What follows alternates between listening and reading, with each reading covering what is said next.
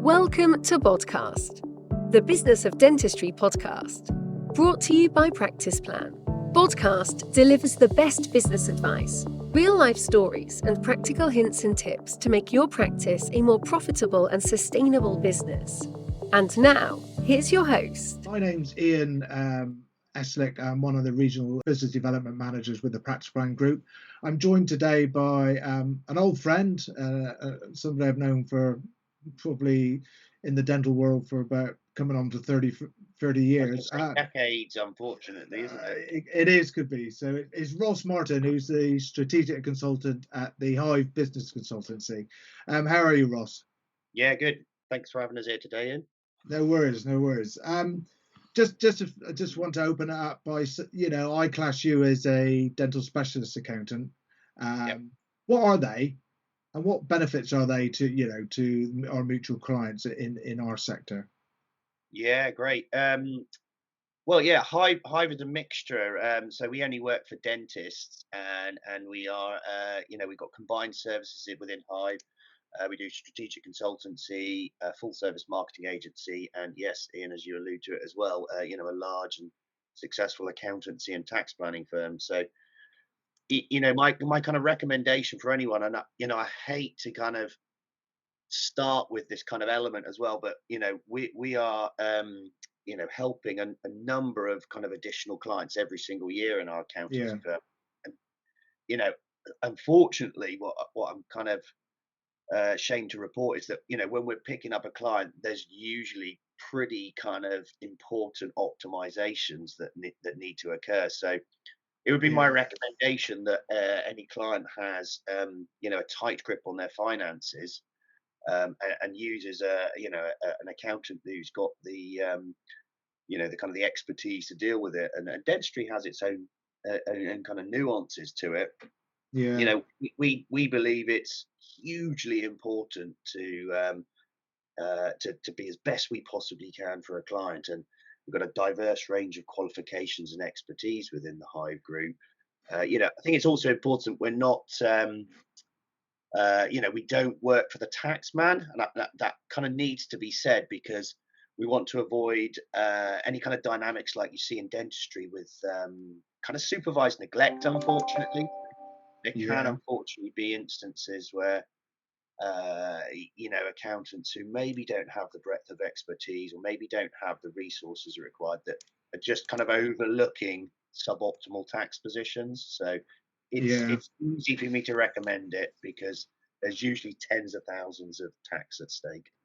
Yeah, for my, as you know, Ross, I've been in the dental sector and business, both in practice and plan, for close to 30 years. And I think where I've seen clients and businesses using dental specialist accountants and advisors, it's been a highlighting of where you guys and your colleagues know how practices should be run as in the dental world. So in your view, what's the current hot topics out there with the business of dentistry that affects dentists and their team of associates, therapists, hygienists, and team? What's hot to trot at the moment? What's hot? I think I've probably got two that are kind of quite fundamental at this moment in time. And the first one, Ian, you and I have talked about it quite a bit, but to be a profitable business, income has always got to be more than expenses. Now, I know that's stating the complete obvious, but dentistry is kind of quite unique in the sense that the owner of the business kind of works within the business. So there's this kind of capability of being able to kind of artificially subsidize the business. So we're seeing this manifest itself a lot at this moment in time, where things are getting kind of slightly tighter, costs are going up, and the kind of the simplistic course of action is to work a bit harder. But of course, that doesn't intrinsically mean that that business is getting better, getting more profitable. It just means the owner's working harder, so it's going to bring over the cracks a huge amount. And have you come across, which I have in my career, whereas it seems to be the owner is always the last that gets paid. They pay themselves last, and then they realize why are they working so hard, whereas they're the ones that are I've always said that a dental owner is the managing director of the business, but he's also the shop floor worker that Yeah. generates a lot of the income. Do you find that some people use the blinkered approach, or they just take their foot off the figures? Yeah, I mean, they're kind of all shapes and flavors. I suppose I'm saying I'm definitely seeing it and have definitely seen it over the last 12 months. And each little kind of ingredient will be different in each practice, but there's a general trend across the board for not keeping as good an eye on the numbers as you possibly could or should. Yeah, And of course, dentists live in the real world, and I don't blame them for not liking numbers. Possibly as much as I do, but the kind of reaction to it is right. Things feel a bit difficult. I'll just work a bit harder. If you can catch yourself doing that, kind of pick up the yeah. phone to us and we can kind of give it a proper diagnosis, because generally that's a symptom that something's going wrong. Yeah, and I think from as worked examples, I know some of the practices you've been intrinsically dealing with. You've actually got the information and just done a proper. I think you call it a. Do you call it a diagnostic Yeah, analysis for clients? And obviously that you delve into a lot of the yeah, workings of things. So just explain your diagnostics approach, which is quite scientific, but yeah. you use it in a more of a fiscal and financial area for specific for dentistry. And I've seen businesses turned around by doing your diagnostics. So just tell us a bit more about that. Yeah, so it's an empirical based analysis that we undertake, really. So, our skill set within Hive is, I suppose it's there to complement the practice owner. Their skill set is is the clinical dentistry. That's absolutely fine. They've undergone years and probably decades of training. Simultaneously, we've gone through our own kind of decade of training and learning to do the parts that we're good at as well. So it's kind of dovetailing those parts together, but built on a absolutely empirical analysis of the numbers, the clinical performance, as in the financial clinical performance of each clinician in there. Yeah. We look at the marketing, the brand position, the opportunity in the area, also the kind of the management, the leadership team within the practice. All of those parts then kind of dovetail together with an effective or ineffective business. Sometimes is the case. Yeah, that's really interesting, because when you think of accountants, you think of profit and loss and balance sheet, and that's it. But you alluded to a couple of points there, which I picked up on, is like marketing and branding and things like that. Yeah, So so as well as the financial aspects, is it all linked? And what should practice be looking at, as well as um, their the pound, shilling, and pence and the numbers? What other areas should clients be looking at yeah. now and going into 2025? Yeah, well, you're definitely right, and I think that's probably one of the underlying kind of themes of what we're seeing, and perhaps what business owners, and this isn't just dentistry, this is any kind of small business, certainly in the UK, kind of the world is getting more complicated.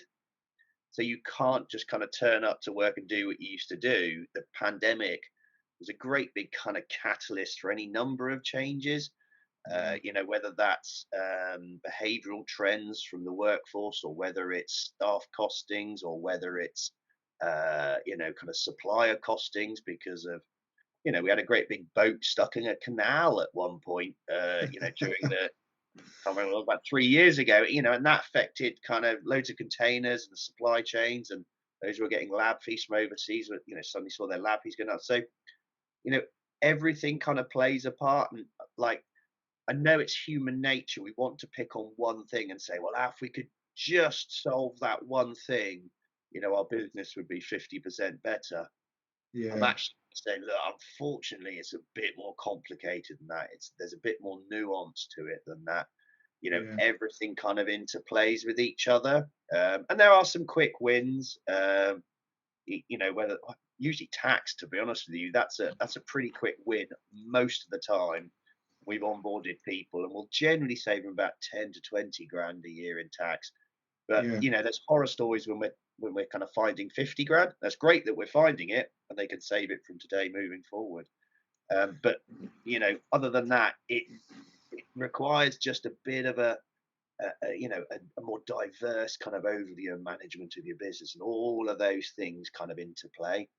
Yeah, and I think we have this discussion in about a month's time after the budget. There'll be more tax discussions had with you and your clients and us with ours, probably going forward, because Definitely. tax is a hot topic at the moment. Yeah, yeah, yeah. Can you briefly just mention about, because I've read your articles and listened to some of your own podcasts.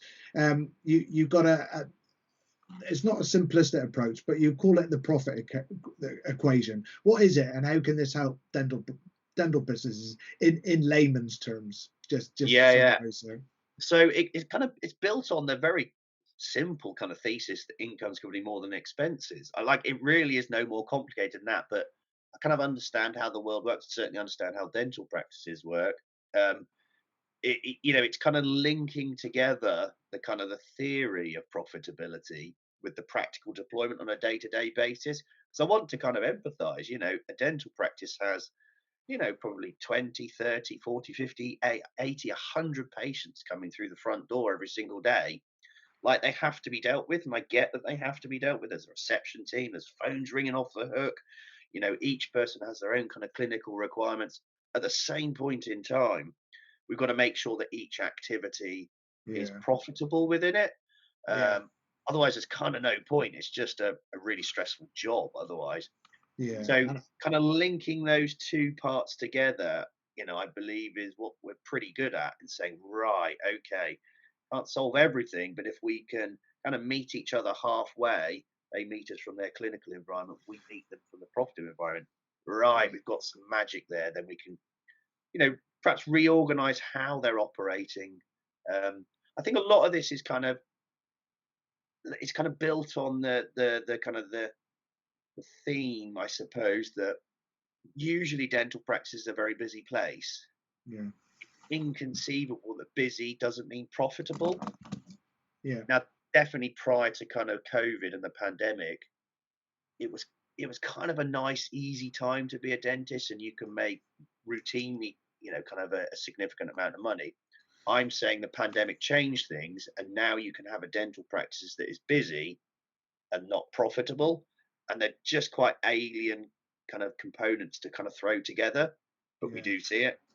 Yeah, and I think it's something that one of my colleagues is really actively looking into, like in dentistry, in practice, is overhead costs, because Yeah, I came many years ago, worked in manufacturing and a production line. If it isn't running, it's not producing any yeah, revenue, but the overhead still sticks there. So yeah, yeah, and just as probably just a final point, I think we discussed this previously. We as a business are hearing anecdotally that private treatment plan uptakes is slightly dropping due to the yeah, cost of living crisis. In yeah. your profession, is this what you're experiencing as well? Yeah, well, I mean, you're a wonderful comparian, because that kind of brings us back to your opening question: is what are the two things that we think is occurring? The second one, the first one's the kind of the profitability and kind of visibility, and the second one is this. I think it's a manifestation of the more difficult economic times that we've got at this moment. It's the more discerning customer. There's more information available for the customer. You can go on the internet and can't find a competitor straightforward. It's not that complicated. So Yeah, the second thing that we're seeing is, that's really biting, I suppose, into dental practice success is kind of a bit of a version of what you're saying there. So I suppose, frankly, it's poor customer service, and I don't mean that's like anyone abusing the patients or anything like that, and vocalizing them, telling them to naff off or anything like that. But yeah, it's just not operating in a way that captures the patient's requirements as effectively as it possibly could be. So the way I kind of describe it is that people will no longer judge you against perhaps your fellow dental practice. They'll kind of judge you against the level of comms that Amazon deliver. So if I go onto Amazon and I buy something now, I immediately get confirmation I've bought something. I'm told when the packages arrive. I get updates along the way, and then lo and behold, when the package arrives, I'm really happy, and I bring the package in the front door, whatever it is. So what we're generally seeing is that practices are like they either don't answer inquiries, which is shameful, but it does happen, or they're slow to answer them, and like that's the thing that's kind of quite, again, it's inconceivable. It's like, well, I got an inquiry over the weekend, I answered it by Tuesday morning, like like it's happened. Like, Yeah, no, that inquiry, that patient, that person who was, really wanting to get straight teeth for their wedding or whatever it might be, has got bored and has moved on and inquired with someone else. The yeah, kind of 24 hours is almost too slow at this moment in time. yeah. And very, very, when you say that, Ross, they're very obvious points, but sometimes get lost in, not in translation, but lost in the busyness of a dental business world that we're in. So Absolutely. Yeah. yeah. Yeah. Just as some closing things, I mean, how can Practice Plan and myself help Hive going forward, and vice versa? And Yeah.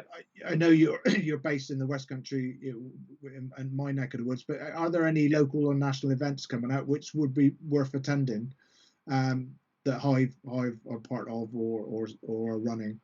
Yeah, well, we're running a joint course with an excellent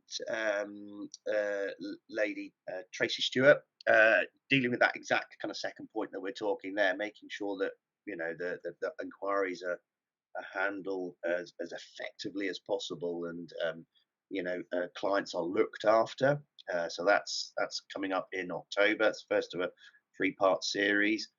We do a huge amount of content that we release there as well.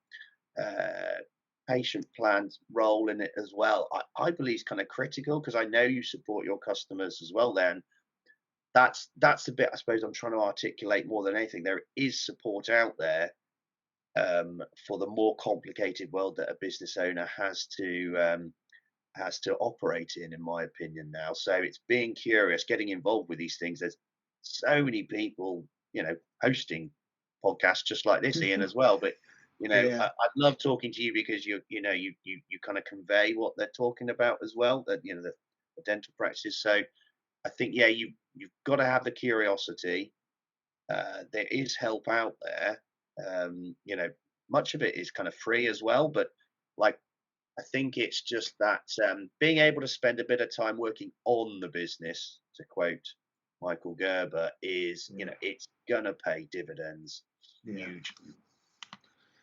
And I think, I've just, as we're talking, I'm looking at your website, hivebusiness.co.uk. Meet the Yeah, Hive business team, because they're all experienced in the business of dentistry. So I mean, that's a good point to go towards. So yeah, and also our website is practiceplan.co.uk. So yeah, thanks, Ross. Really appreciate your time. I'm sure we'll catch up again in the yeah, future, maybe post election, or sorry, post budget review by the new yeah, government, and we'll see if there's any reforms in the new dental contract, which yeah. we'll whether see it'll be still the can being kicked down the road once again. So Cracking, yeah. thanks for your time, Ross, and we'll catch up soon. Thanks, Ian.